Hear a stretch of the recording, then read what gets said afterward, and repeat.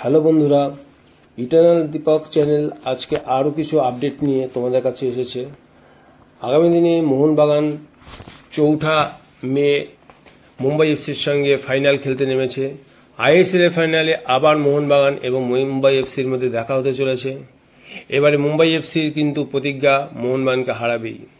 এদিকে মোহনবাগানের একটি দুটি সুবিধা এখানে দেখা যাচ্ছে। আমরা যেটা দেখতে পাচ্ছি সেখানে নির্ভরযোগ্য প্লেয়ার মুম্বাই এফসি, নির্ভরযোগ্য defensive midfield Yale van Saif কিন্তু আগামী ম্যাচে নেই।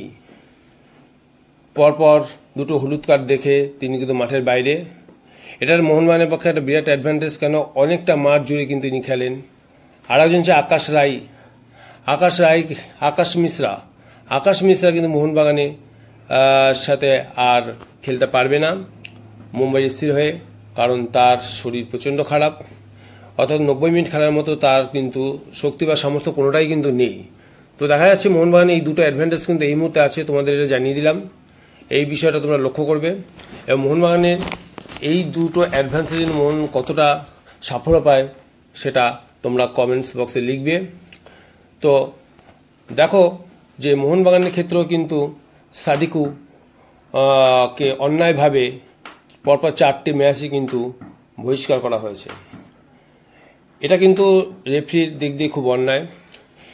এফএসডিএল এক্ষেত্রে মোহনবাগান আর ইস্টবেঙ্গল অর্থাৎ কলকাতা টিমগুলোর পক্ষে কিন্তু একতরফা সিদ্ধান্ত নিয়ে যাচ্ছে। এমন কিছু সাদিকু করেনি যাতে পরপর 4টে ম্যাচ তাকে মাঠের বাইরে থাকতে হয়। এটা সাদিকুর পক্ষে যেমন যন্ত্রদায়ক, মোহনবাগানের পক্ষে খুবই ক্ষতি। সুতরাং মোহনবাগানকেও কিন্তু কিছুটা ডিসঅ্যাডভান্টেজ নিয়েও কিন্তু এক্ষেত্রে মাঠে নামতে হচ্ছে। তো সাদিকুকে মনে হয় আর মোহনবাগান আর কোনোদিনই খেলতে পারবে না, কারণ আগামী মরশুমে সাদিকুর সাথে মোহনবাগানের চুক্তি মনে হয় আর হবে না। সুতরাং ওটাই ছিল উড়িষ্যার সঙ্গে, ওটাই ছিল শেষ ম্যাচ। সুতরাং সাদিকুকে মোহনবাগান আর পাবে না, এটাই হচ্ছে সত্য। এবং এক্ষেত্রে এফএসডিএল যেভাবে একতরফা সিদ্ধান্ত নিয়ে যাচ্ছে মোহনবাগানের এগেনস্টে, তো এক্ষেত্রে বাঙালিদের আতঙ্ক বাড়তেই পারে যে অন্যায়ভাবে কেন এইভাবে সাদিকু বা অন্যান্য প্লেয়ারের সাথে রেফারির এই ধরনের আচরণ। এটা কিন্তু তোমরা কমেন্ট বক্সে জানাবে এবং আমাদেরও নজর থাকবে যে আগামী ম্যাচে কোচ মোহনবাগানের সাথে কীরকম বিহেভ করে সেটা আমরা দেখব। আর একটা কথা না বললেই নয়, উড়িষ্যার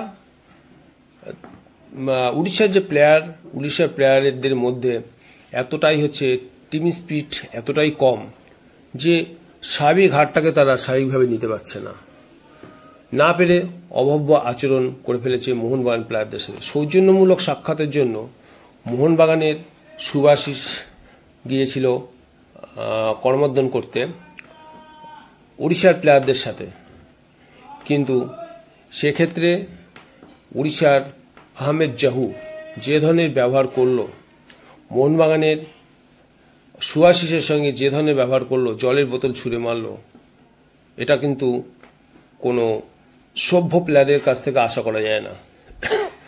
এই বিষয়টা কিভাবে এফএসডিএল এর চোখ এড়িয়ে গেল সেটাও আমরা বুঝতে পারছি না। আচ্ছা ধরুন তো এই কাজটা যদি মোহনবাগানের কোনো প্লেয়ার করতো, তাহলে এফএসডিএল এক্ষেত্রে মোহনবাগানের ওই প্লেয়ারকে কতদিনের নির্বাসনে পাঠাতো সেটা কি একবার ভেবে দেখেছ? এক্ষেত্রে আমার যেটা মনে হয় আহমেদ জাহুর একটা প্ল্যান ছিল এখানে। প্ল্যানটা কি? এরকমভাবে জলের বোতল ছুঁড়ে মারায়, এইভাবে জলের বোতল ছুঁড়ে মারায় কোনো কারণে যদি ঝামেলা জড়িয়ে পড়তো মোহনবাগানের প্লেয়াররা, তাহলে কিছু প্লেয়ার হয়তো লাল কার্ড দেখতো। এটাই চেয়েছিল আহমেদ জাহু, কিন্তু মোহনবাগানের প্লেয়াররা যথেষ্ট বিচক্ষণতার পরিচয় দিয়ে বিষয়টাকে এড়িয়ে এসেছে এবং সুভাশিস কোনো ধরনের রিয়্যাক্ট না করে বেরিয়ে এসে সাংবাদিকদের কাছে তার ক্ষোভ উগড়ে দিয়েছে উড়িষ্যার প্লেয়ারদের বিরুদ্ধে। এই ধরনের মনোভাব যদি কোনো প্লেয়ারের ভিতরে থাকে, তা আগামী দিনে আইএসএল এর এই খেলাগুলো কী রকমভাবে হবে বা কোন পর্যায়ে গিয়ে পৌঁছবে সেটা কিন্তু আলোচ্যের বিষয়। তো এই বিষয়টা আমাদের দেখতে হবে এবং এফএসডিএলকে বিচক্ষণতার সঙ্গে এই বিষয়টা পর্যালোচনা করতে হবে বা করাই উচিত। মোহনবাগান যেভাবে একতরফা সিদ্ধান্তের শিকার হচ্ছে সেদিকটাও কিন্তু এফএসডিএল ভেবে দেখা উচিত। তো আর একটা সুখবর তোমাদের দিয়ে রাখি, মোহনবাগানে আসতে চলেছে অস্ট্রেলিয়ার বিখ্যাত সেন্ট্রাল ফরওয়ার্ড জিমি ম্যাকলারেন,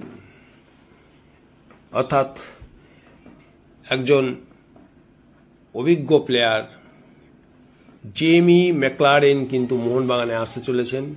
এই ম্যাকলারেনকে নিয়ে বহু বছর ধরে, অর্থাৎ 2-3 বছর ধরে আইএসএল এর বিভিন্ন দলের কিন্তু আগ্রহ রয়েছে এবং তারা যথাসাধ্য চেষ্টা চালিয়ে গেছিলেন যাতে ম্যাকলারেন আইএসএল খেলে তাদের দলের হয়ে, কিন্তু ম্যাকলারেন কিন্তু তাতে রাজি হননি।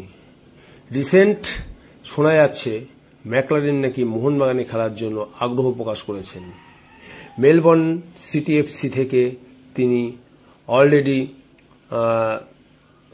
রিজাইন দিয়েছেন এবং আইএসএল এর কোন দলে খেলে সেটাই কিন্তু দেখার বিষয়।